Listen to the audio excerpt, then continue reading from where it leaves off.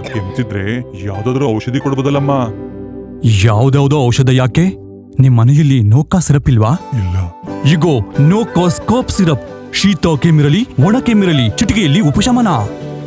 ಎಲ್ಲ ವಿಧವಾದ ಕೆಮ್ಮಿಗೆ ರಕ್ಷಣಾ ಕವಚ. ನೋಕಾಸ್ 100% ಆಯುರ್ವೇದಿಕ್. A Medmenor product.